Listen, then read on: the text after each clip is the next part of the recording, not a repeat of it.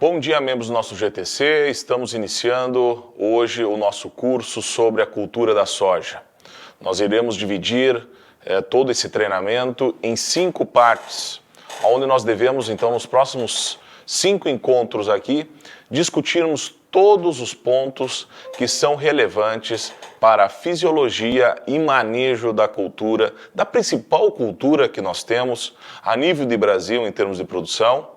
É a cultura que a gente mais tem desenvolvido trabalhos, desde a questão científica, de pesquisa, mas como também dedicado o nosso tempo para levar essas informações aos produtores, pesquisadores e todos aqueles que estão na nossa cadeia de produção.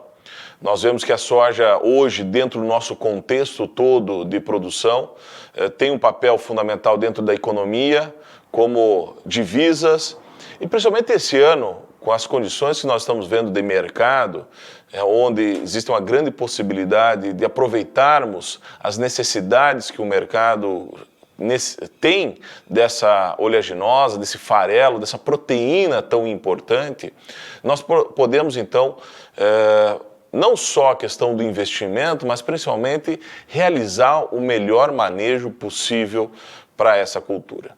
É isso que nós vamos estar desenvolvendo durante esses próximos encontros que teremos aqui junto com vocês.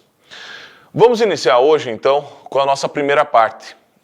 Nossa primeira parte é justamente que eu quero dar o início, esse pontapé inicial, discutindo inicialmente alguns pontos que eu tenho visto desde a parte histórica, uma pequena história para ver as mudanças que estão acontecendo nesses últimos anos. Nós podemos dizer que nos últimos anos nós tivemos mudanças representativas na nossa produção de soja e vale a pena a gente entender um pouquinho em que posição nós estamos nesse momento. É por isso que, a partir desse ano, nós estamos com um novo tema e focando principalmente na arquitetura, arquitetando plantas de alta produtividade. Eu quero explicar hoje o que eu quero dizer com esse conceito da arquitetura de plantas. Justificar, então, os principais pontos que nós devemos estar observando e, principalmente, fortalecendo a planta como um todo. Eu gostaria de começar falando um pouquinho, fazendo uma pequena história. Aqui nós temos algumas fotos, a gente pode ver aqui na esquerda uma foto de 2001. Nessa foto de 2001 tem 4 gerações aí. O bem da direita é meu avô, pequeno produtor, junto com meus tios, lá em Ibirubá, já falecido desde 2002. Meu pai no centro, pesquisador, professor durante 33 anos na Universidade de Passo Fundo e hoje continua com o seu trabalho de docência. Eu, recém-formado em 2001, com meu filho pequeno no colo, recém-formado num momento de busca profissional. E à direita está minha família, uma foto de 2018, meu filho hoje piloto, minha filha indo aí para ser modelo. Tem uma mudança bem grande nas nossas vidas. Mas eu gostaria de chamar a atenção para essas 2 fotos, não pelas fotos em si, mas principalmente pelo esse momento todo que nós estamos vivenciando, de 2001 a 2018, onde eu coloco aí uma pré-história sobre como que foi esse desenvolvimento da cultura da soja durante esse período todo.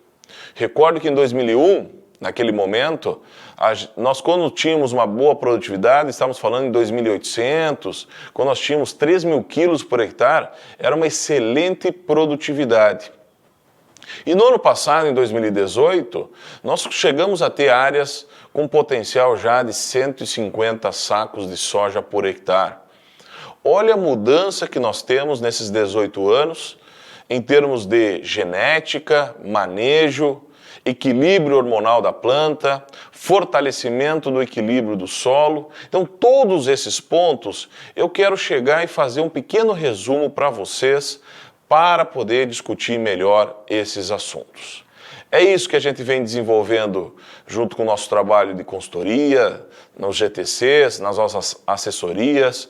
a nível de Brasil, América do Sul. Assim que a gente vem desenvolvendo os trabalhos de pesquisa na parte de fisiologia, nutrição de plantas, na área de manejo fitossanitário, tecnologia de aplicação de defensivos, na genética, na microbiologia. São os pontos principais que nós hoje desenvolvemos os trabalhos e nesse contexto todo, esses próximos 5 encontros vai ter o grande resumo do que a gente tem procurado trabalhar, principalmente dentro da nossa estação experimental que aqui está, né? Todos aqui do grupo já conhecem, já tem aí os nossos vídeos onde a gente faz a divulgação desses nossos trabalhos e tudo mais. Então é aqui que a gente procura desenvolver as condições de conhecimento de que tipo de planta nós desejamos. Principalmente no momento hoje em que a agricultura necessita de precisão. Muito mais precisão na agricultura. Porque nessa busca da alta produtividade, nós temos diferentes fatores que estão envolvidos na produção. E esses fatores nós precisamos minuciar e visualizar quais são as interferências que eles causam em outros fatores. Então não adianta simplesmente pensar num fator que nós não está resolvendo, se daqui a pouco esse fator pode estar sendo prejudicado ou prejudicar todo o contexto de produção. Temos uma busca incessante, né? Olhar um pouco mais essa alta produtividade, sempre lembrando aqui com alta produtividade. A gente olha aqui o recorde mundial atual de produção de soja do Randy Dowdy, esse americano, que em 2016 conseguiu 191,7 sacos de soja por hectare. Eu tenho certeza que nós temos possibilidade de chegar a esses níveis de produção. Basta nós olharmos a genética que nós temos, as condições ambientais, solo, e realizarmos um manejo mais adequado. Essa condição toda, claro, que depende de vários fatores e não é de uma hora para outra, do dia para a noite que nós vamos estar conseguindo. Nós mesmos não conseguimos ainda chegar a esses patamares. Então nós precisamos buscar saber chegar, qual que são as condições para chegar a esse nível todo. Por isso que nós estamos trabalhando cada vez mais sobre esse conceito, né, que é arquitetar as plantas. Quando você vai no dicionário ver o que é arquitetar, o dicionário nos diz claramente, né, edificar, construir, planejar a realização de algo detalhadamente. Então, realmente, nós precisamos estar planejando e realizando de forma muito detalhada todos esses fatores que estão envolvidos com a produção. Quando ele volta para a planta, o conceito de arquitetar plantas está na necessidade de gerar uma maior capacidade de chegar à luz solar em maior área foliar possível, especialmente na parte inferior dessa planta. Por que na parte inferior? Porque a planta não produz só nos terços superiores. Ela tem que estar produzindo em todos os terços. Terço inferior, médio e superior também. Portanto, todas as axilas, inclusive as bacheiras, nós precisamos gerar capacidade dessa formação. Porque senão a planta gastou energia para fabricar aquele trifólio e teve que jogar fora. Então, qual que é o meu tipo de planta que eu tenho buscado? É uma planta que a gente pode ver nessa foto da esquerda. Essa foto eu tirei no dia de campo nosso do Daytec de 2018, em fevereiro de 2018, nessa área que nós tínhamos então já 150 sacos de soja. Essa área tem uma capacidade de poder ter um equilíbrio de solo que gera essa possibilidade de planta ser formada e ser arquitetada. Eu quero chegar de cima para baixo e olhar as folhas do bacheiro para que esse bacheiro então possa propiciar então essa formação dessas vagens. Para a gente fazer uma comparação aqui com a soja, eu gostaria de chamar a atenção para outras culturas, como é o caso do eucalipto, por exemplo. Se por acaso a gente planta de 1 em 1 metro, vai chegar um momento que a gente precisa fazer o desbaste para aumentar o espaçamento entre uma planta e outra.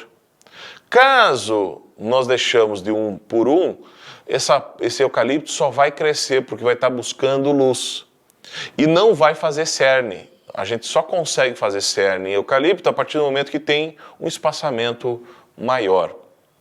Uva, né? Olha a mudança que aconteceu da espaldeira para a latada, né? Da latada para a espaldeira, melhor falando, né? Onde hoje se coloca todo na vertical a produção de uva, justamente para ter essa luminosidade de baixo até em cima, e não fazer um dossel, mas conseguir criar uma verticalização de aproveitamento melhor da luz.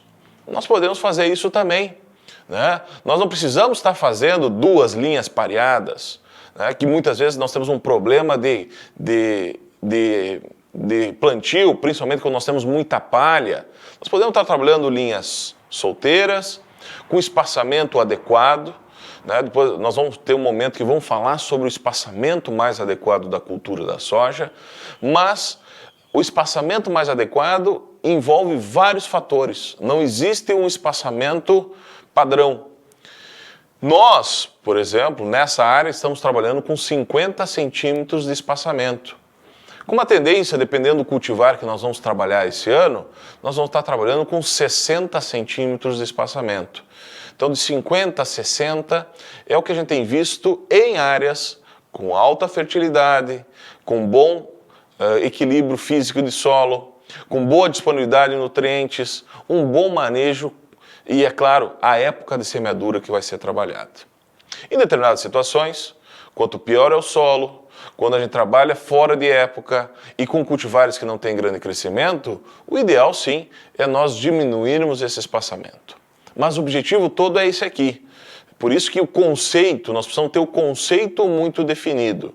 Qual que é o conceito da arquitetura de plantas? É capacidade de gerar luz até as folhas do bacheiro.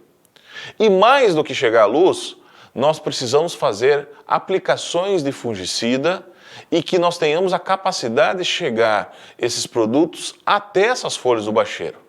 Caso contrário, ou elas caem por falta de luz, por estarem na sombra, ou elas caem por doenças que vão criar uma pressão enorme sobre as outras folhas da área mais superior.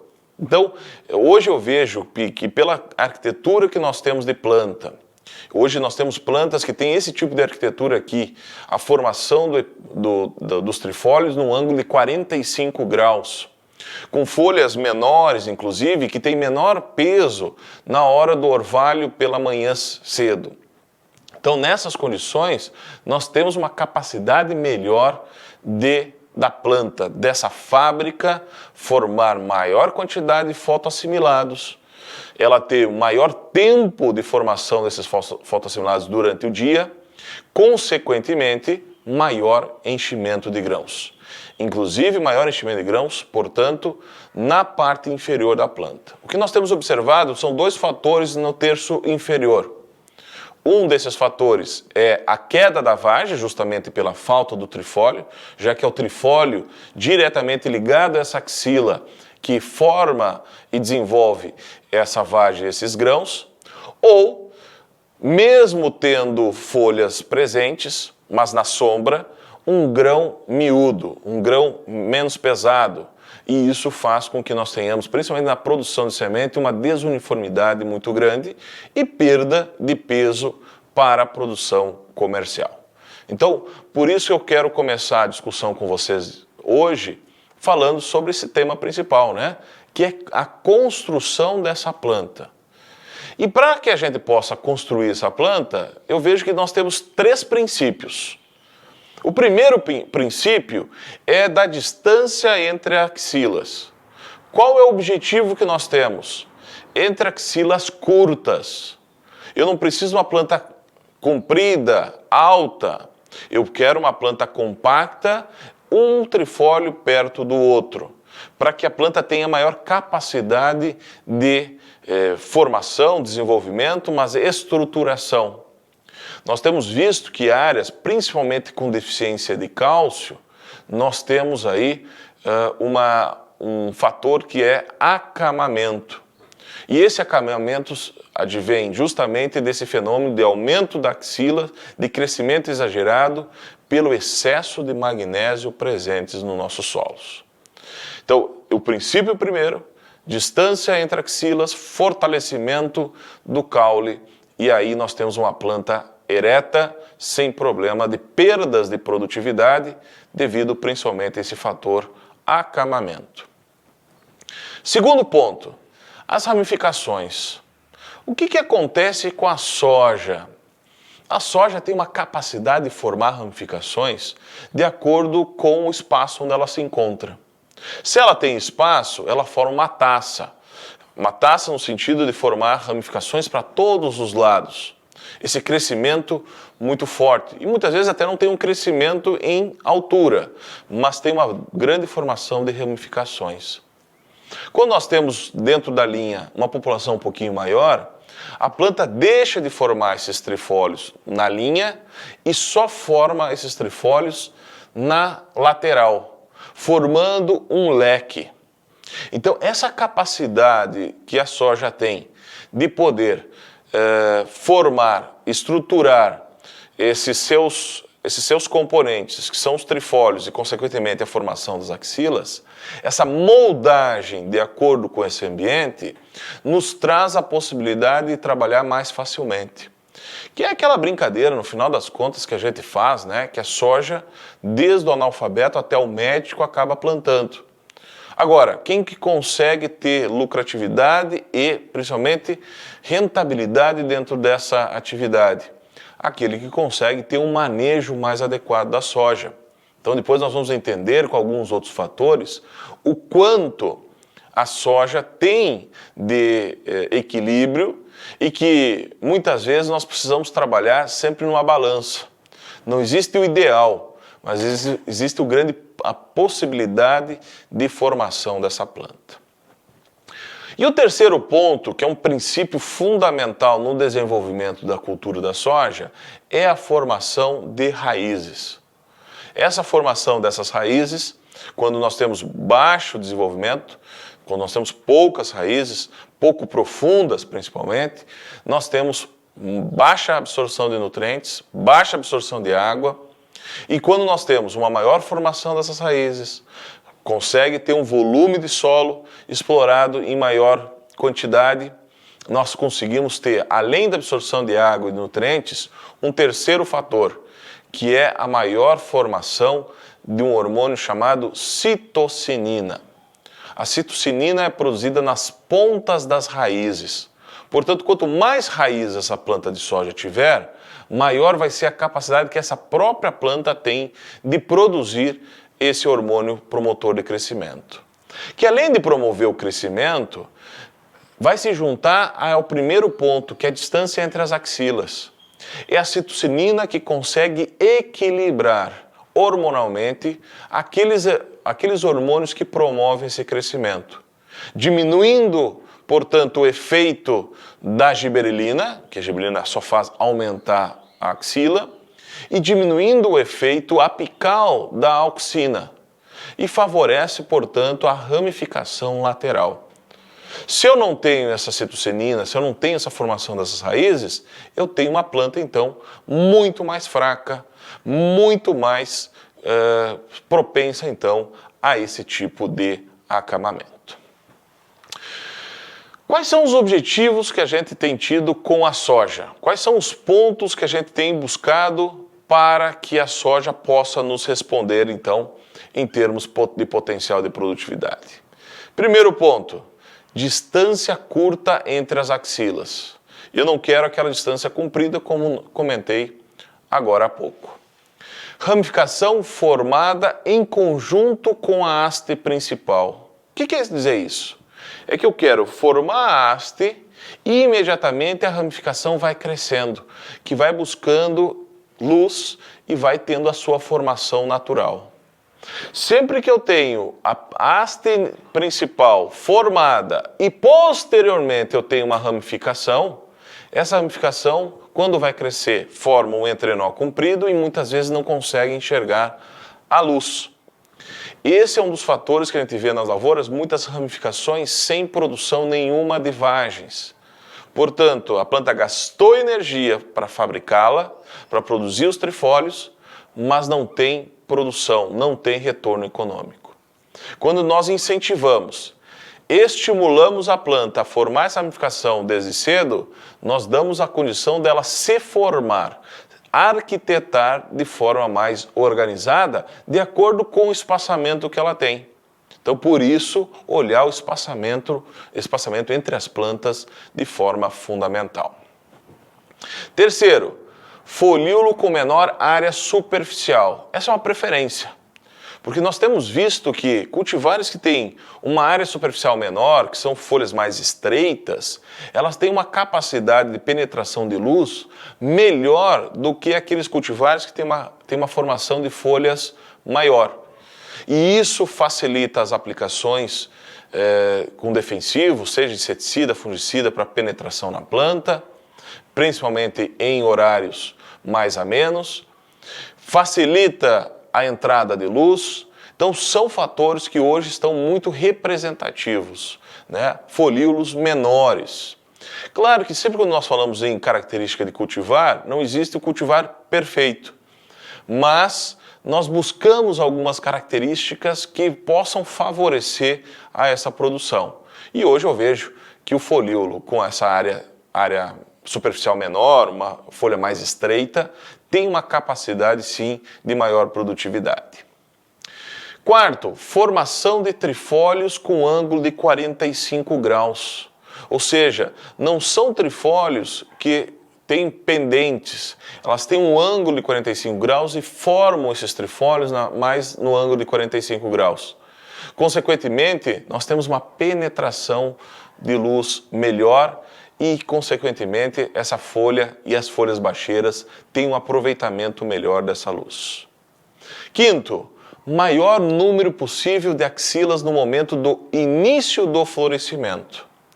Hoje nós temos trabalhado cada vez mais com cultivares de ciclo indeterminado.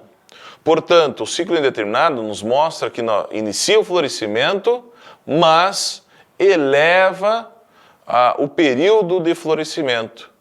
E junto com esse florescimento, existe ainda a formação de novos trifólios.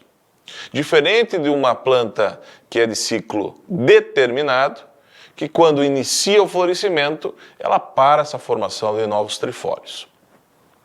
Esses materiais de ciclo indeterminado, mesmo que a gente tenha materiais precoces, é importante ter o maior número de axilas possível nesse momento do florescimento. Por isso, para a gente definir isso, a data de semeadura tem que ser no momento em que eu tenha um período vegetativo suficiente para chegar no número de horas-luz e realizar, então, o florescimento. Se eu tenho um momento que toda planta de soja, que é sensível à luz, toda soja é sensível à luz, ela chega nesse momento e ela tem um período curto vegetativo, ela tem pouca formação de axilas. Então, por isso, nós buscamos antecipar um pouquinho mais de acordo com o ciclo.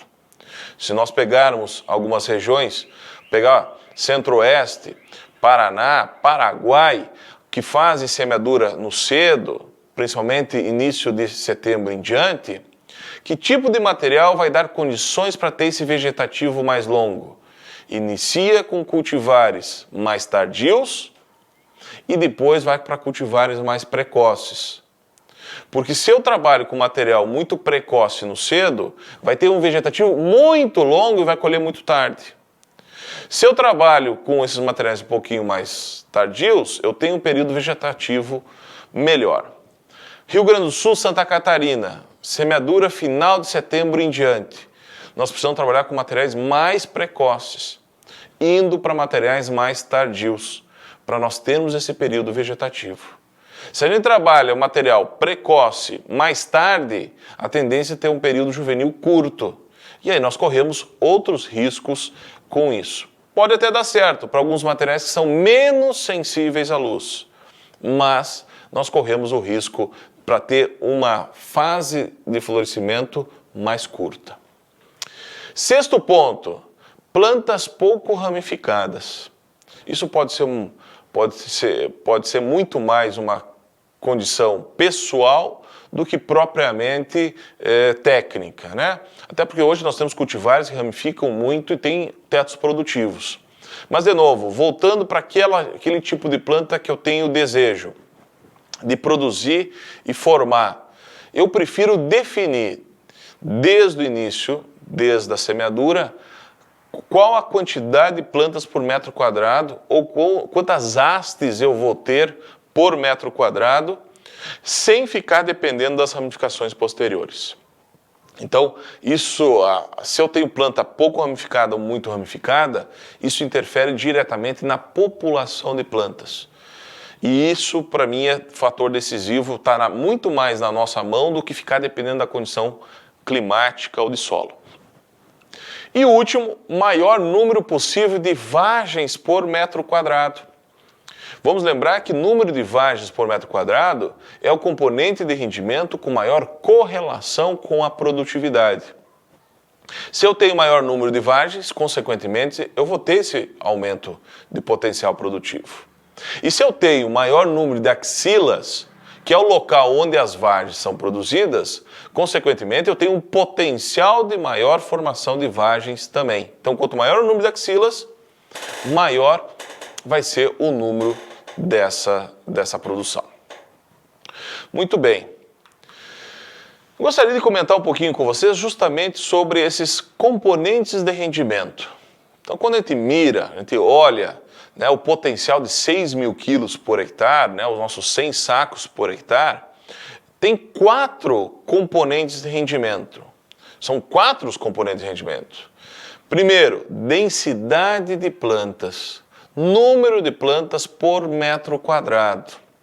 Eu diria hoje, pessoal, no meu conceito atual, é que nós temos um grande desafio com essa formação dessa densidade.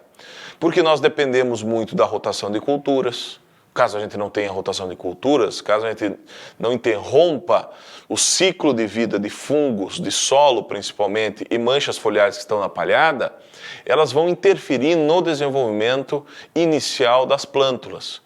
Então, por isso que a gente tem muitas mortes a partir de pítio, macrofomina, fomopsis, vários outros fungos presentes no solo, além, é claro, até de nematóides.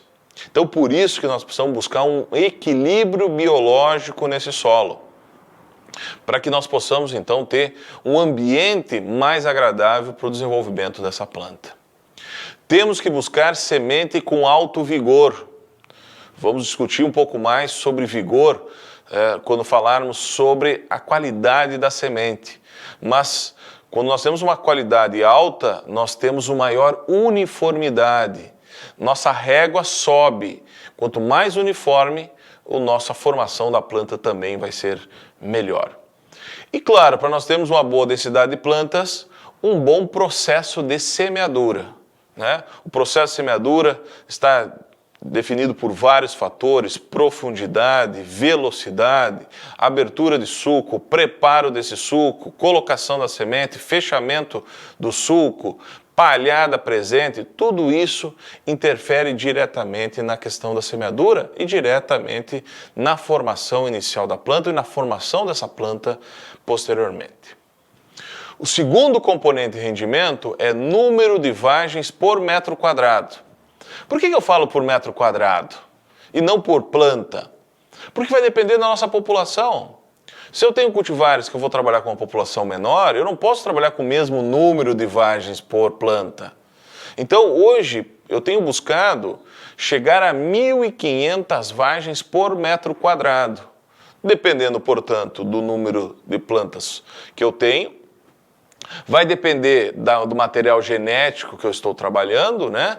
Mas a formação dessas vagens tem muito a ver com o perfil de solo, tem muito a ver com estímulo hormonal, por isso a formação de raízes, melhor formação da planta como um todo, busca dessas cultivares com entrenó mais curto, justamente para formar maior quantidade de vagens, e principalmente a semeadura de cada cultivar na sua época mais correta.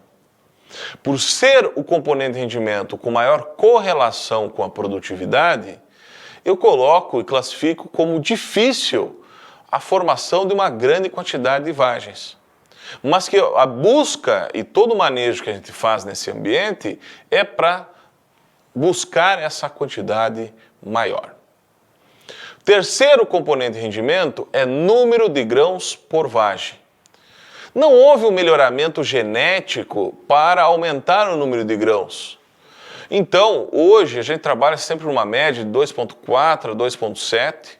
Existe diferença genética sim, mas não houve um trabalho genético de tentar buscar isso.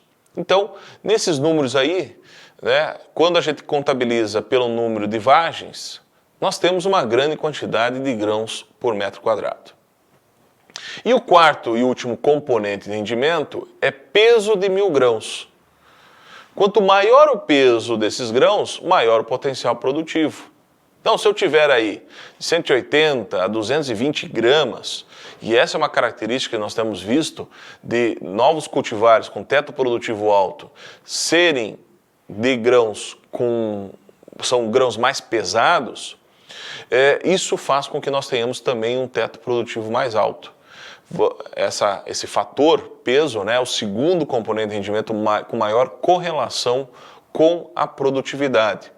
Então, o que a gente faz para melhorar o peso de grãos?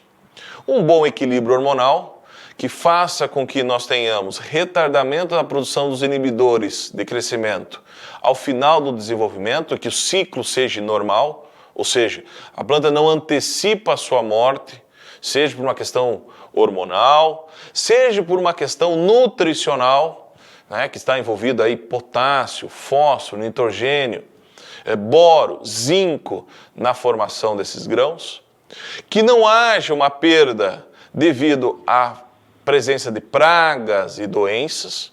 Então, por isso, o controle e a proteção até a maturação fisiológica, pelo menos, dessa planta.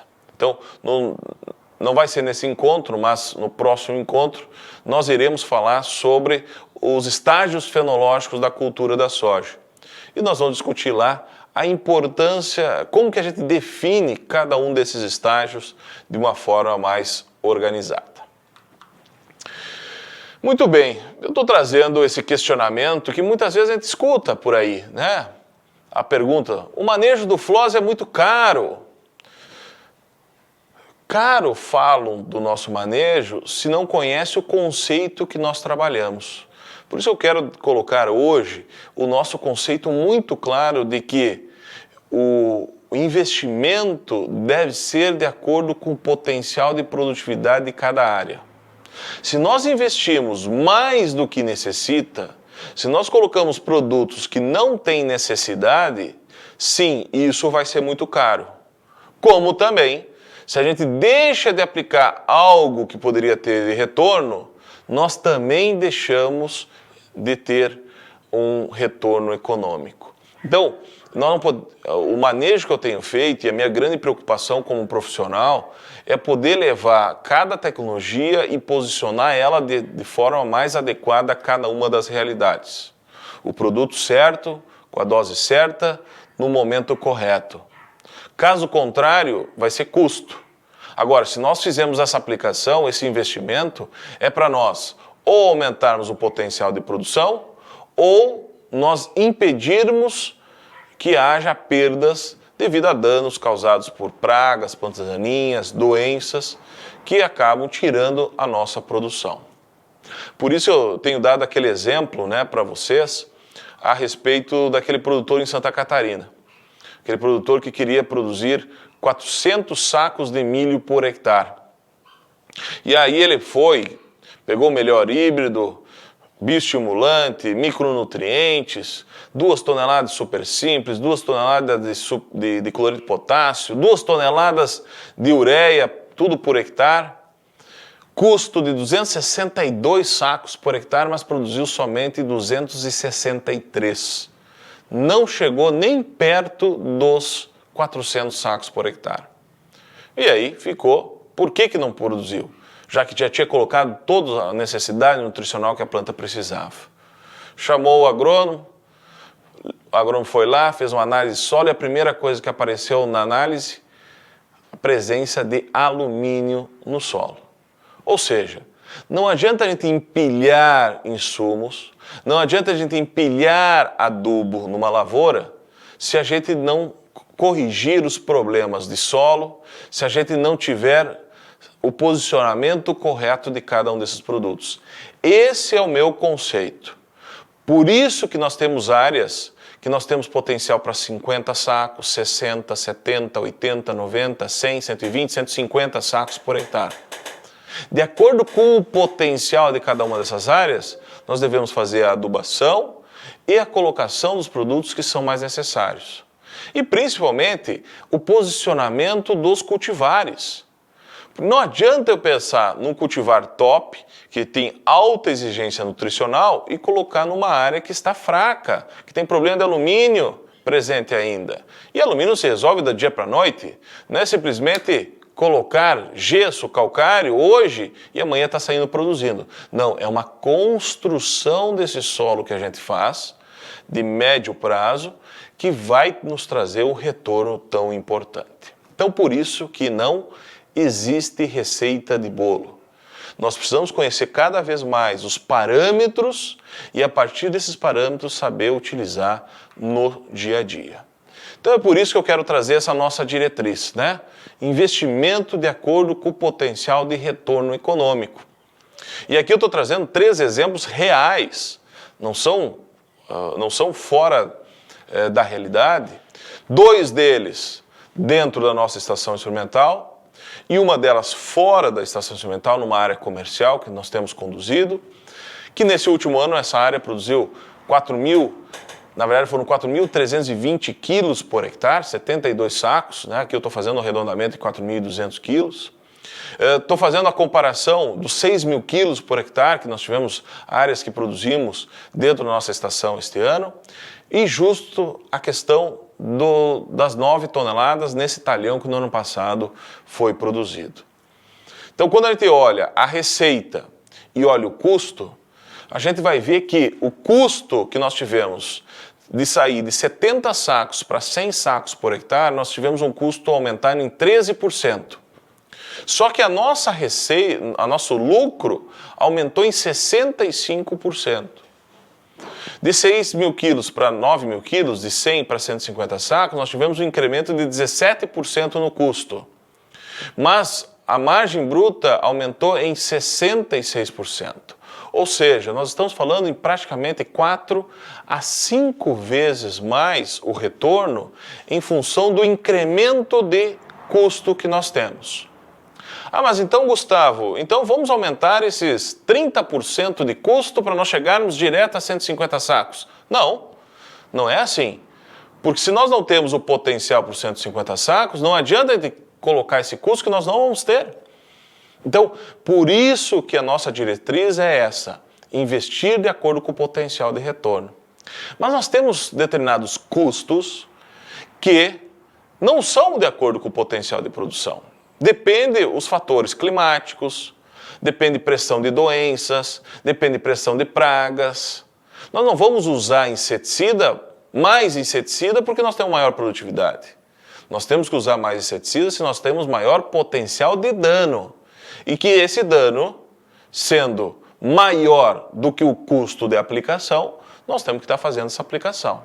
Isso a gente envolve com o herbicida, no controle de plantas daninhas. Se eu não tenho plantas daninhas resistentes, eu tenho um custo menor. Se eu tenho já plantas daninhas resistentes, eu já tenho que fazer um rodízio de herbicidas, fazer maior número de aplicações, doses mais altas, diferentes tipos de produtos, o custo aumenta.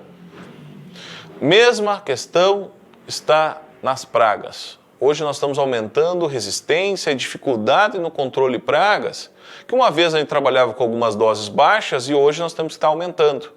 E muitas vezes complementando com outros produtos. Por exemplo, no passado, nós utilizávamos neonicotinoides, nós tínhamos um residual para percevejo que chegava até 15 dias. Hoje, nós não temos mais nem residual para os os percevejos. Praticamente em 2 ou 3 dias, se tiver uma nova revoada, acaba então entrando nessa área pela falta de residual. Então, esses são os fatores que nós precisamos entender melhor. A questão do investimento, retorno e o que nós podemos ter de produção. É a partir desses conceitos, pessoal, que eu tenho feito o que eu chamo da escada da alta produtividade. Como que nós saímos de 3.000 quilos para 6.000 quilos em lavouras comerciais? Não em canteiros, não em concursos de produtividade simplesmente, mas em condições comerciais de produção. Alguns anos atrás, principalmente nessa condição que eu tenho de poder estar viajando muito, conversando com várias pessoas, produtores, técnicos, pesquisadores, todos os tipos de profissionais que envolvem a área agrícola, a gente sempre precisa estar posicionando as tecnologias.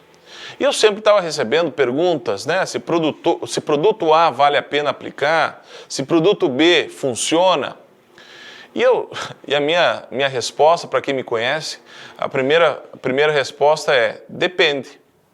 Vai depender do quê? Vai depender da situação que nós estamos trabalhando, vai depender do retorno que nós vamos ter em função de cada um desses fatores. Então, observando muito essa demanda, né, de produtores, técnicos e principalmente qual que é o caminho mais correto, eu construí essa escada que mostra a base até o telhado da nossa construção, da nossa planta.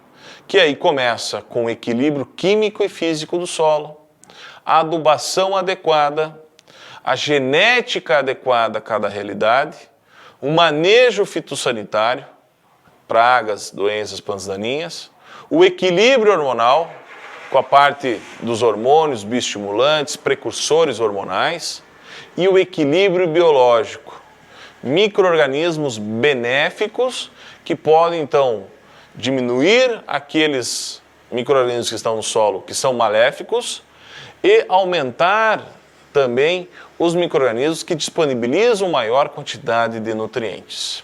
Então, hoje, eu gostaria de pegar cada um desses fatores da escada e discutir com vocês. Esse vai ser o nosso tema principal. Vamos iniciar então a falar sobre o equilíbrio químico e físico do solo. A primeira coisa que nós temos que olhar é dentro do nosso sistema de produção. Que tipo de sistema de produção nós estamos trabalhando? Nós precisamos buscar hoje um plantio direto de qualidade, não é um simples plantio direto. Não é simplesmente falar plantio direto na palha. Mas nós precisamos buscar uma melhor reciclagem de nutrientes, palhada que favorece o desenvolvimento microbiológico e diminui aqueles problemas para as culturas principais que nós temos. E o plantio direto não depende somente de palha, mas principalmente de planta verde. Porque se a gente olha nessa foto, que nós temos aí uma palhada de soja que está se decompondo, liberando nutrientes. Vamos pegar, por exemplo, nitrogênio. Se a soja libera nitrogênio, que essa liberação acontece em 30 dias, praticamente depois da colheita, se não tiver uma planta verde presente nessa área, nós não vamos conseguir aproveitar esse nitrogênio. Porque a tendência desse nitrogênio é se transformar, daqui a pouco volatilizar, se transforma em amônio e volatiliza em N2, ou daqui a pouco vem muita chuva e lixivia e a gente perde. Como que nós conseguimos aproveitar esse nitrogênio? Tem que ter uma planta verde ali, com raiz, com capacidade de absorver esses nutrientes, formar novamente essa planta e, consequentemente, fazer essa reciclagem. Esse é o conceito de culturas de cobertura, esse é o conceito de aproveitamento de nutrientes através do sistema radicular, que vai depender muito do tipo de solo.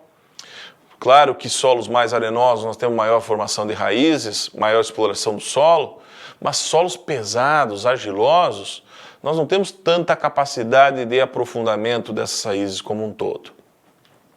Outro ponto principal dentro desse sistema de produção é escolher o sistema de produção de acordo com o perfil de produção. de acordo com o perfil do produtor.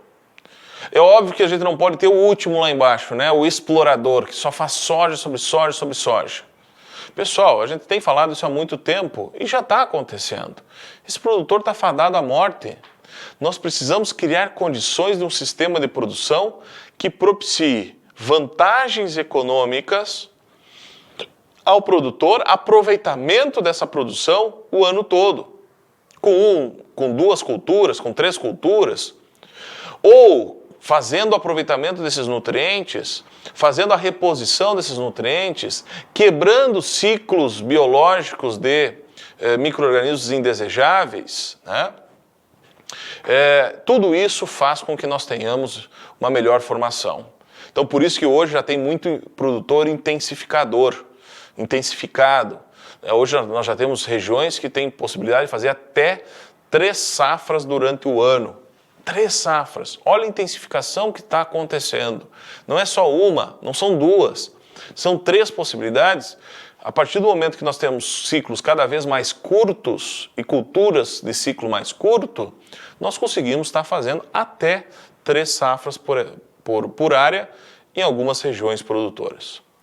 Nós temos aqueles produtores que se envolvem mais com a parte pecuária, então que a gente vai manejar essas áreas de acordo com algumas gramíneas, né, com grande cuidado de cuidar, né, a população de animais por hectare. Então, para que haja uma manutenção dessa pastagem, de um volume, sempre com capacidade de fazer fotoassimilados, fazer fotossíntese, fazer fotoassimilados, promover formação de raiz, formação de parte aérea e, consequentemente, nós vamos ter também uma melhor formação desse solo como um todo.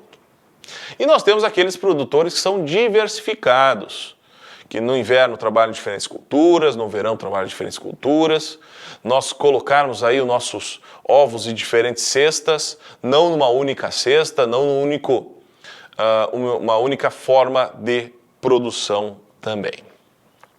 Nesse equilíbrio químico e físico do solo, um dos principais pontos químicos que eu vejo é com relação a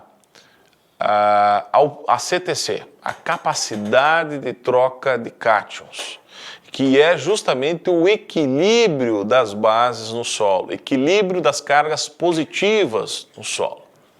Quando nós olhamos um solo que tem uma CTC baixa, porque nós temos aí solos muito arenosos, com baixa matéria orgânica, né, nós fizemos um equilíbrio facilmente. Mas, além do equilíbrio, nós precisamos colocar nutrientes presentes também, porque mesmo que a gente coloque uma grande quantidade, por exemplo, de cálcio, a gente não vai ter a sustentação desse cálcio e pode interferir outros nutrientes que são móveis, como é o caso do potássio, que a gente pode botar uma boa quantidade, mas vai ter uma certa quantidade que esse potássio vai se ligar aos colóides e outra parte vai ser lixiviado. Então, a adubação vai ser mais importante também. Nós temos aqueles solos que tem uma CTC alta, um solo argiloso, com mais matéria orgânica, vai ter maior disponibilidade de nutrientes, consequentemente, é mais difícil acontecer o equilíbrio desse solo. Né? Eu não vou entrar em detalhes aqui, pessoal, com relação a essa parte de correção do solo, porque nós já falamos sobre isso naquele primeiro curso deste ano lá de janeiro. Tá? Mas eu gostaria de chamar a atenção da importância de nós formarmos esse perfil de solo de pelo menos 20 a 40 centímetros, aonde nós tenhamos acima de 45% de cálcio, entre 13 e 18 de magnésio, no máximo 18 de magnésio, entre 13 e 5 de potássio. Esse é o equilíbrio que nós buscamos. Não olhar só a saturação de bases, que é um número que pode ser desequilibrado, dependendo dos teores de cada um desses nutrientes.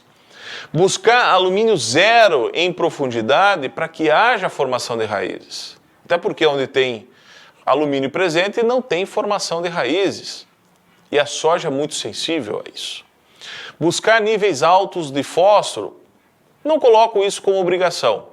Hoje nós temos áreas com baixo fósforo, mas com trabalho de reciclagem e sempre colocando a quantidade necessária de fósforo, nós temos bons níveis de produção. Enxofre alto quer dizer acima de 15 miligramas por decímetro cúbico, né, para nós termos uma boa formação, principalmente de proteínas enxofradas, e buscar níveis adequados de micronutrientes. Então nós vamos falar um pouco mais sobre isso, numa parte que a gente vai dedicar só sobre a parte nutricional da cultura da soja. Outro ponto importante, manejo físico do solo. Então hoje se fala muito em culturas de cobertura, é óbvio que nós precisamos trabalhar com culturas de coberturas, seja as culturas de coberturas no outono, no inverno, ou daqui a pouco em algumas regiões do Brasil, até na primavera, antes do plantio das culturas de verão, aonde é possível isso. As culturas de cobertura proporcionam uma formação de raízes que faz uma boa manutenção desse solo mais equilibrado. Mas eu tenho um ponto de corte, aquilo que eu comentei com vocês, nós precisamos ter alguns parâmetros. Quais são os parâmetros que a gente trabalha com relação à física do solo? Se eu tenho um solo com uma densidade acima de 1,5, eu já tenho má formação de raízes, tenho muita má formação de raízes de soja. E se eu tiver acima de 1,5, eu tenho inclusive problemas de formação de raízes como de nabo, né? Todo mundo tem o nabo como descompactador de solo, mas isso só acontece se tiver densidade abaixo de 1,75. Abaixo de 1,5 melhor ainda. Então, quando eu tenho uma densidade muito alta, que eu tenho essa compactação, e aí eu coloco essa compactação acima de 1,5, na minha visão, nós precisamos fazer uma boa subsolagem. Fazer uma subsolagem onde nós colocamos essas hastes de forma profunda e que possamos, então, criar aí uma nova estruturação desses agregados, a modo que nós tenhamos maior formação de raízes também, tá? Se querem maiores detalhes, também voltem lá ao nosso primeiro curso sobre isso, mas eu estou aqui fazendo um resumo, principalmente para nós definirmos a melhor forma de equilíbrio químico e físico de solo para a cultura da soja. Segundo estágio da nossa escada da alta produtividade é a adubação adequada. Quando a gente fala em adubação adequada, a primeira coisa que nós precisamos saber é qual é a demanda de nutrientes que essa planta atual tem. Esse é um grande problema porque nós temos vários trabalhos do passado, principalmente lá na década de 70 e 80, que ainda são utilizados até hoje como a necessidade da planta. E nesses últimos anos nós dedicamos muito esforço, muito recurso para poder gerar essas informações para saber a marcha de absorção dos principais nutrientes, os macro e micronutrientes. Esse foi um trabalho que nós realizamos, né, aí até em parceria junto com o pessoal da Cotrijal, junto com o pessoal da AgroPrecision, né, que vale a pena nesse momento a gente sempre agradecer nessas parcerias que a gente faz, onde alguns anos eles participaram desse processo. Esses trabalhos nós realizamos em áreas comerciais, áreas em que produtores tiveram, pelo menos 2 anos antes dos ensaios, produtividades acima de 90 sacos por hectare. Ou seja, nós fomos monitorar a marcha de absorção dos nutrientes em áreas que tinham potencial de dar esses nutrientes para as plantas e as plantas poderem expressarem o seu máximo potencial de rendimento. Tanto é que esses números demonstram aí as produtividades entre 5 e 6 mil quilos por hectare. Tiveram áreas que produziram até mais do que 6 mil quilos por hectare, mas na média se equivalem a esses fatores todos.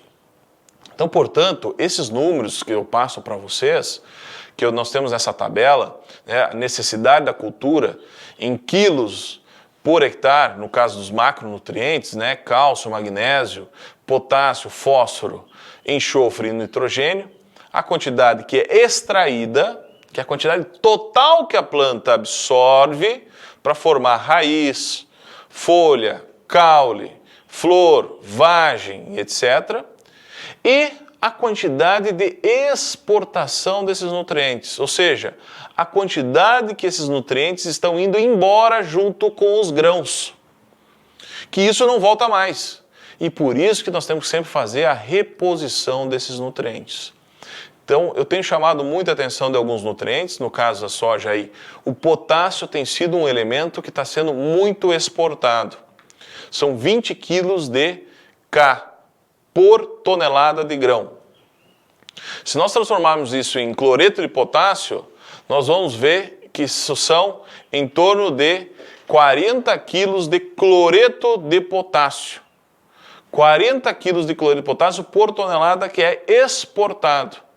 Então, produtores que tiveram aí 5 toneladas de soja produzida, exportaram potássio junto com os grãos, o equivalente a 200 quilos de cloreto de potássio.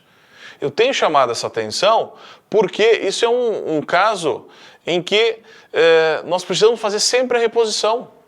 Caso contrário, o potássio sempre vai baixar os níveis no solo. E vai chegar um determinado momento que não vai ter a capacidade de fornecer para essa planta e nós vamos ter limitação de produtividade. Diferente, por exemplo, de um fósforo. O fósforo, nós temos uma grande quantidade no solo, a exportação é pequena, mas o aproveitamento é baixo também, porque o fósforo fica preso nesse solo, não está disponível. Nós temos aí talvez 1 a 5% de fósforo disponível para as plantas. Então, o que nós precisamos buscar hoje é, de forma biológica, através da formação de ácidos orgânicos que promove esse aumento desses micro-organismos no solo, construir um ambiente desejável para que haja um retorno desse fósforo para a solução do solo e a planta de soja consiga absorver melhor. A mesma situação está nos micronutrientes. Eu não vou entrar em detalhes hoje de nutriente por nutriente, porque nós vamos ter um momento específico sobre nutrição de soja, como eu falei antes. Mas os micronutrientes a gente precisa saber exatamente, não só a quantidade, mas a questão do aproveitamento. Tem uma questão de aproveitamento desses nutrientes por parte da planta. Que nós precisamos ter, nesse caso do aproveitamento, é a perda, olhar a perda que acontece no solo.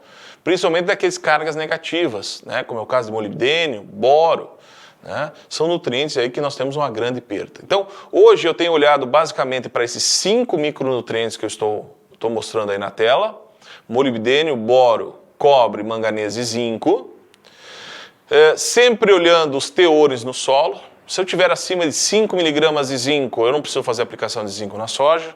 Se eu tiver acima de 1 mg de boro, não preciso aplicar boro. Se eu tiver acima de 1 de cobre, não preciso aplicar cobre. Mas todo ano eu preciso entrar com molibdênio. E no caso do manganês, nós temos 2 fatores. Se eu uso glifosato, sempre com glifosato está trabalhando junto o manganês. Se eu não uso o glifosato, se eu tiver acima de 5 mg de manganês no solo, não tenho a necessidade de fazer sua aplicação. Em termos de aplicações, né, um resumo, né? Se eu tenho um solo corrigido, o que eu tenho preferido fazer? Primeiro, com relação a fósforo, eu criar condições de fazer vários tipos de aplicação, né? Eu não preciso aplicar 100% no sulco. Eu posso estar fazendo uma parte antecipada na cobertura, uma parte a lanço antes da implantação das lavouras e uma parte no sulco de plantio, principalmente se for solo argiloso, né? Por que fazer essa repartição? Porque se eu coloco no inverno a 17 centímetros e a 5, 6 centímetros, eu crio um perfil de fósforo. Se uma parte eu jogo a lanço, eu coloco superficialmente, mas em área toda. E no sulco, no verão, eu estou colocando aí 45, 50, 60 centímetros, mas numa profundidade de 8 a 10 centímetros. Então eu crio uma melhor uniformização de fósforo nesse meu solo. Tenho trabalhado com nitrogênio na base, né, principalmente pós-gramíneas, né, onde a gente trabalha 5 quilos de nitrogênio para cada tonelada de matéria seca presente. Já vou comentar um pouquinho mais sobre isso. E em solos argilosos, então, trabalhando o potássio 100% a lanço, quando eu tenho acima de 3% de potássio na CTC. É importante também avaliar que, quando nós temos uma condição de boa disponibilidade de potássio, é possível nós fazermos isso. Caso não tenha essa boa disponibilidade, nós precisamos colocar pelo menos uma parte de potássio no suco. Então, pessoal, como eu estava falando, solo corrigido e área arenosa, né, vale a pena, então, o potássio nós colocarmos ele em dois momentos, né? Pode ser uma parte no suco e uma parte, então, colocada após a semeadura, de 15 a 20 dias no máximo depois essa aplicação. Se não vai nada na base, colocar uma parte, então, pode ser dividida até em duas aplicações de potássio, para ter um melhor aproveitamento. Solo deficiente em cálcio, é interessante colocar cálcio junto na adubação, para poder fortalecer o suco, disponibilizar cálcio para essa planta. Solo deficiente em enxofre também, né? Tanto podemos trabalhar com enxofre alimentar jogado até na cobertura antes da semeadura, 30 dias antes, como colocado com base em sulfato no dia da semeadura no suco. E com relação a nitrogênio, a gente tem trabalhado principalmente com boa inoculação, seja tratamento de semente, seja tratamento de semente industrial, que vem a semente pronta, a gente não precisa ficar mexendo, seja aplicação de inoculante no suco, que também nós temos tido boas respostas. Quando nós temos gramíneas, trabalhar com nitrogênio na adubação da base para poder propiciar uma melhor formação de raízes e a parte aérea inicial. Nunca trabalhar nitrogênio via foliar ou em cobertura na fase vegetativa da cultura da soja. E hoje a gente tem tido algumas respostas também com nitrogênio na fase reprodutiva para complementar o nitrogênio lá na frente. Com relação às aplicações foliares, a gente tem tido algumas respostas com macronutriente em áreas com baixa quantidade de fósforo, ali próximo ao florescimento. Áreas com baixa quantidade de potássio, abaixo de 3%, com aplicações lá em R4, para complementar a formação de grãos. Anos que tem um alto potencial de produtividade, a aplicação de nitrogênio também em R4. O uso de boro, molibdênio, manganês, zinco e cobalto como os micronutrientes aí importantes nesse período todo, que nós vamos detalhar um pouquinho mais lá na frente quando nós falar de nutrição, então, possivelmente no mês de setembro.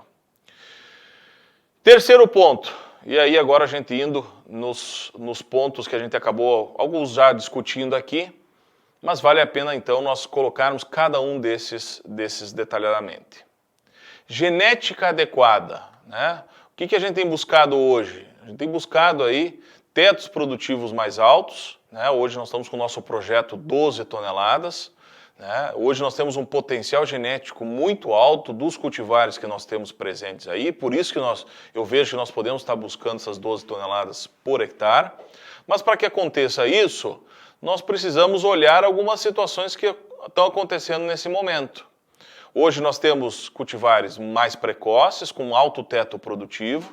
Então, se são cultivares precoces, nós precisamos dar as melhores condições para que haja uma boa formação dessas plantas e rapidez de formação de raiz, rapidez de formação de arquitetura. Então, nós não podemos estar colocando produtos que interfiram negativamente na formação de raízes, na formação inicial da plântula.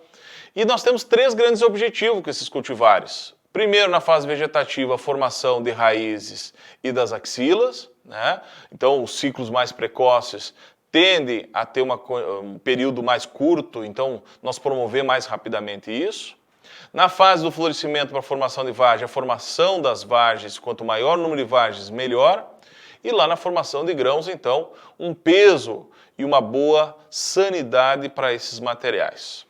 Quando nós falamos em genética, nós temos que lembrar da qualidade de sementes, buscar sementes de alta qualidade, com alto vigor. Se a gente pudesse ter vigor de semente de soja acima de 95%, muito bem. Acima de 90% já está está muito bom, né? Nós temos trabalhos que demonstram que para cada 1% de vigor, né, a mais, nós temos um incremento de 40 quilos de soja por hectare. Então, se nós temos uma soja com 80% de vigor e uma outra soja de 90% de vigor, nós temos 400 quilos a mais de produtividade. Então, olha como é importante nós darmos um cuidado especial a esse vigor. E sempre quando a gente fala em vigor, envelhecimento vigor por envelhecimento acelerado e principalmente em areia, para que a gente possa ter a melhor forma de desenvolvimento.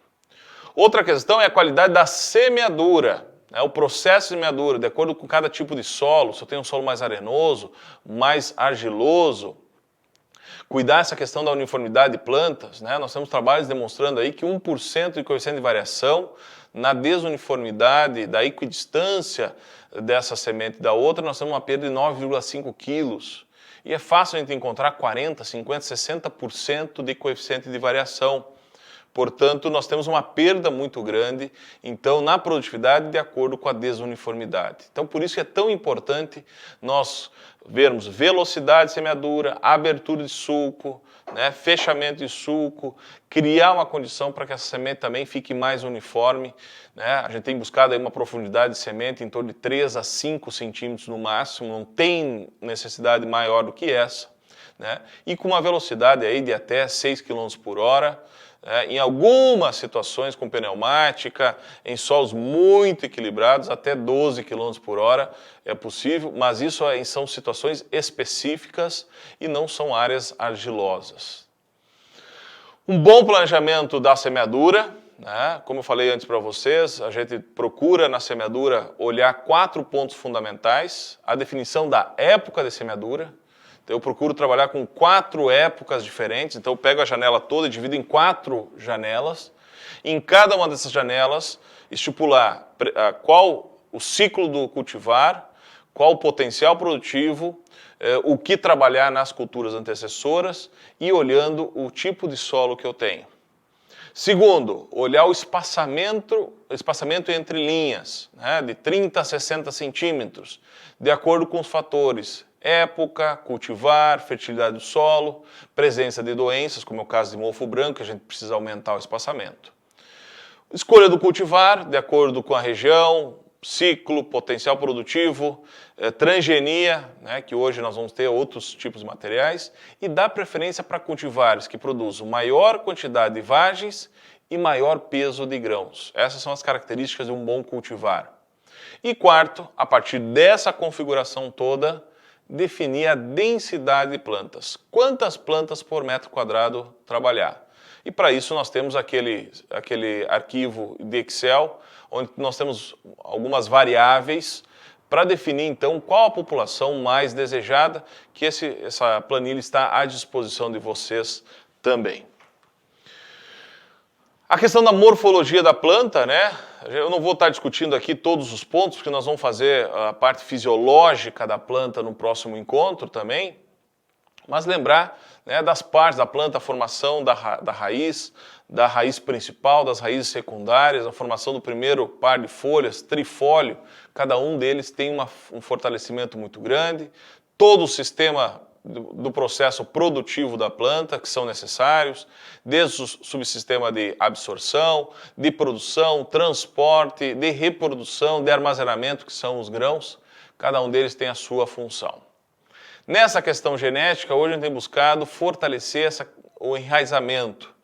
E nesse momento de enraizamento, até V5, V4, V5, V6, nós temos aí a formação da principal estrutura de raízes. Para que a gente tenha essa boa estrutura de raízes, a gente busca cálcio alto, zerar a questão de alumínio, ter boa condição física de solo, boa disponibilidade de nutrientes, como é o caso de nitrogênio, enxofre, cálcio, boro e fósforo, ter bons estimulantes, né, bons reguladores, como a citocinina, auxina, aminoácidos e vitaminas, e não ter giberelina nessa fase.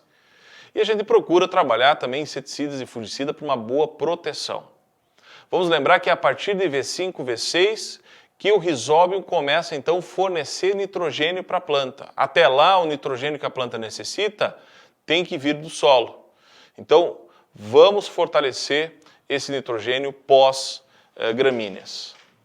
A melhoria da qualidade de sementes a gente pode dar também utilizando os bioativadores, bioestimulantes, principalmente com base em extrato de algas, que são bons precursores hormonais que favorecem o melhor acúmulo de nutrientes na planta e também fazem um desenvolvimento mais rápido da emergência, né? Nós temos alguns trabalhos aí mostrando claramente a rapidez e principalmente um bom desenvolvimento de uma semente com alto vigor, que foi muito bem armazenada, foi bem produzida, os fotoassimilados, que melhorou a formação da sua energia.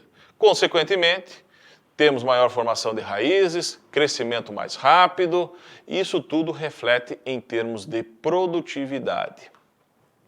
O quarto ponto nosso é o manejo fitossanitário, que nós começamos com o controle de plantas daninhas, que o nosso objetivo é implantar a soja sem competição e com o solo muito bem protegido. Então, principalmente, nós tendo palha, né? Para a gente controlar bem as plantas daninhas, nós temos que olhar se nós temos problemas de resistência, trabalhar os produtos de controle total, nós temos alguns produtos para controle específico, folha larga, folha estreita, e temos aqueles produtos que geram residual como pré-emergentes. Então, o uso dessas 3 caixinhas, pelo menos 4 grupos diferentes, para quando nós temos, então, problemas de resistência, né? Então, de novo, eu não vou entrar em cada um dos detalhes hoje, justamente porque nós vamos estar falando mais especificamente para frente, mas eu queria pontuar as importâncias que nós temos de cada fator para poder ter um teto produtivo mais alto. Como é o caso do manejo das pragas, especialmente hoje, né, principalmente na região sul, são os percevejos. Então, o controle mais delicado com os percevejos, sempre trabalhando aí com produtos mais eficientes, misturas, até porque hoje nós não temos efeito residual. Cuidado com as espodópteras nas intactas, né? Essa grande sobra que está acontecendo de espodóptera está sobrando para a aveia, para o trigo no inverno. Então, por isso que desde que o Intacta foi introduzido, eu tenho sempre colocado a importância de nós mantermos as aplicações de pelo menos os inseticidas fisiológicos, porque o inseticida fisiológico, em doses altas, nós temos um controle de espodóptera pequena, né, não quando já está bem desenvolvido, que aí nós temos que usar diamidas, e essas doses altas de fisiológico retardando a reprodução dos percevejos, diminuindo a ovoposição dos percevejos. Então, até nos intactos são importantes fisiológicos a serem trabalhados. Um bom controle de doenças, que é o caso da ferrugem, é a principal doença, em outros momentos manchas foliares, então sempre fazendo as aplicações preventivamente, com o uso de recursos dos multissítios, uso de carboxamidas também para gerar um residual mais adequado, olhando qual o tipo da carboxamida a ser trabalhada, porque nós temos carboxamidas que têm um controle melhor sobre manchas. Tem outras carboxamidas que são melhores controladores de ferrugem. Então, sempre complementando para ter um equilíbrio melhor dessa aplicação. Se vão ser 3, 2, 4, 5, 6 aplicações, depende de cada região, depende da pressão das doenças. Mas eu gostaria de chamar a atenção aqui para a gente sempre trabalhar preventivamente as aplicações de fungicida. Não adianta nós aplicarmos fungicida de forma curativa, porque nós já tivemos perdas. Então, sempre trabalhar de forma preventiva. E olhar muito a tecnologia de aplicação, para nós chegarmos no alvo com as gotas e a concentração das gotas mais efetivas. Nós vamos ter um encontro aqui só sobre tecnologia de aplicação. Eu estou montando um material específico sobre tecnologia de aplicação para nós falarmos mais especificamente sobre esse tema, que é de fundamental importância. Hoje, por exemplo, para controle de doenças, o primeiro ponto é a tecnologia de aplicação. Segundo, momento da primeira aplicação e intervalo entre as aplicações. A arquitetura da planta e aí depois nós escolhemos o produto e a dose a ser aplicada. Muito cuidado com os nematóides. Nós temos nematóides no Brasil inteiro, inclusive no Rio Grande do Sul também. Pratilencos, Nós temos algumas situações de meloidógene, nós temos outras situações aparecendo de helicotilencos, rotilencos, né? Vários tipos de doenças, heterodera também. Então, nós precisamos olhar para ver qual é o tipo e, em função do problema nematóide, nós dar a solução. Por exemplo, pratilencos. Qual que é a primeira tomada de decisão que nós temos que fazer se tem pratilencos nas áreas? Uso de calcário. Calcário é a melhor ferramenta que nós temos para aumentar o pH e reduzir os problemas no solo. Depois nós vamos pensar em nematicidas, depois nós vamos pensar em outros fatores. Outro fator importante para nematóides, raiz. As plantas precisam ter uma boa produção de raízes para nós termos um bom fortalecimento dessa planta. Quinto, equilíbrio hormonal dessa planta. Hoje a gente tem uma experiência vasta nessa área de bioestimulantes, bioativadores, precursores hormonais, né? Nós vamos falar especificamente sobre esse tema da parte hormonal para discutir como posicionar isso, principalmente na cultura da soja, para promover crescimento radicular, crescimento da parte aérea mais rápida, maior formação de axilas, retardamento da formação do etileno e manutenção do ciclo da cultura. E isso se deve tudo a uma questão de equilíbrio entre alguns hormônios, os promotores e os inibidores de crescimento. Sempre que a gente consegue formar esse equilíbrio, a gente promove, então, um anti-estresse. A planta não tem estresse hormonal. Mas as doses a serem aplicadas vão depender muito em função para não desequilibrar, porque o excesso de determinado hormônio pode ser prejudicado. Então, temos que olhar isso para ter uma boa formação de raízes, boa estruturação inicial das ramificações. Lembra que eu falei lá no início, nós temos um objetivo de haste principal junto com a formação das ramificações. Essa é a segunda foto, onde mostra claramente esse efeito para promover essa formação mais homogênea. E na direita, buscando que essas folhas tenham sanidade, mas principalmente estejam ativas. O que é uma folha ativa? Verde, intensa, com clorofila, produzindo fotoassimilados até o último momento para o seu enchimento de grão. Podemos promover um controle do crescimento excessivo na planta. Qual a melhor ferramenta para controlar esse crescimento excessivo? Citocinina, equilíbrio hormonal. E num segundo momento, quando a gente não consegue isso, o lactofen é uma ferramenta que nós temos fundamental para segurar a planta em momentos que nós temos esse desequilíbrio. Então, as estratégias que a gente tem utilizado para criar esse equilíbrio hormonal são 5 janelas. Normalmente são produtos, principalmente na fase reprodutiva, à base de extrato de algas e na fase reprodutiva, especialmente com aminoácidos. Pode ser com extrato de algas também, mas se nós tivermos maiores concentrações de aminoácidos de cadeia curta, livres, que a planta consegue absorver, melhor vai ser. Então, iniciando o tratamento de semente, fazendo uma complementação entre V2 e V4 junto com o herbicida para criar essa construção, essa formação de raízes da axilas, além dessa estruturação das ramificações, e depois do florescimento R4 e R5, a melhor formação de vagens e enchimento de grãos. E por último, pessoal, para nós irmos finalizando, o equilíbrio biológico desse solo, né? Nós procurarmos implementarmos micro-organismos benéficos, como são o caso do Bradyrhizobio, que todo mundo conhece, Azospirilo, que hoje está muito conhecido, mas cuidando do momento dessa aplicação, né? Então, a gente pode trabalhar o Bradyrhizobio na semente e no sulco, trabalhar o Azospirilo, ou trabalhar os dois no sulco, trabalhar aí com tricoderma para melhorar, para que tricoderma, bacilos, que possam diminuir os fungos de solo, alguns nematóides inclusive, né? Em algumas regiões do Brasil o pessoal tem trabalhado com pocônia para redução de nematóides também. O uso de micorrizas para melhorar a disponibilização de fósforo. O uso de outros tipos de bacilos para também ter uma disponibilização de nutrientes. Nós temos pseudomonas, nós temos bovéria, que pode ter um melhor controle sobre percevejos, né? Tudo isso vem ao encontro de nós criarmos uma lavoura mais uniforme. E hoje nós estamos trabalhando principalmente com alguns bioindicadores, né? Hoje o nosso laboratório, inclusive, já faz essas avaliações, esses bioindicadores, como a beta-glicosidase, arilsulfatase e fosfatase ácida. Para que serve isso? Beta-glicosidase é um indicador para saber se tem uma boa decomposição da palhada. Então, para a gente ter uma rápida ou mais devagar disponibilidade de nutrientes. Fosfatase ácida, que nós vamos ter uma maior disponibilidade de fósforo para as plantas. E a arilsulfatase é a transformação de enxofre alimentar para enxofre na forma de sulfato, que é a forma que a planta absorve. Então isso nos dá os indicadores para o nosso manejo nutricional de forma mais adequada, promovendo uma melhor uniformidade e também diminuindo aqueles bolsões ou aquelas manchas com baixa formação dessas plantas.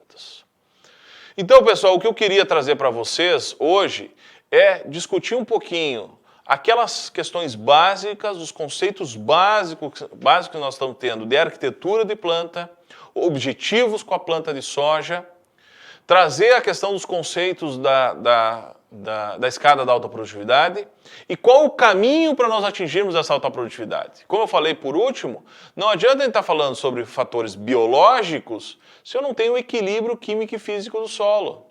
Não adianta estar falando em equilíbrio hormonal se eu não estou colocando a quantidade de nutrientes que a planta necessita, né? Até eu faço uma comparação, quando a gente estimula a planta, quando usa bioativadores, bioestimulantes, é mais ou menos que nem a gente está colocando uma gasolina mais forte no carro, mas a gente está esquecendo de colocar a água no radiador, o óleo no motor, a gente não vai sair lugar nenhum. Então, nós precisamos ter um equilíbrio dessa planta, um equilíbrio do meio do solo e, claro, as condições climáticas para nos auxiliar também. Tá ok? Pessoal, finalizamos mais esse curso, essa primeira parte do curso sobre soja. Todo mundo está disponível, está à disposição aí para entrar em contato diretamente comigo, diretamente no meu WhatsApp aí para tirar alguma dúvida. E voltamos no nosso próximo mês para estar discutindo então sobre a planta. Nós vamos focar a planta, desde a semente, a fase vegetativa, a fase reprodutiva, as necessidades, o que está acontecendo com cada uma dessas fases. Nós detalharmos aí mais para nós conhecermos melhor sobre quem produz. E vamos lembrar que não é o solo que produz, não é a água, mas é a planta. Todos os fatores são importantes para a planta, mas quem produz grão é a planta. Boa safra a todos e voltamos no próximo mês.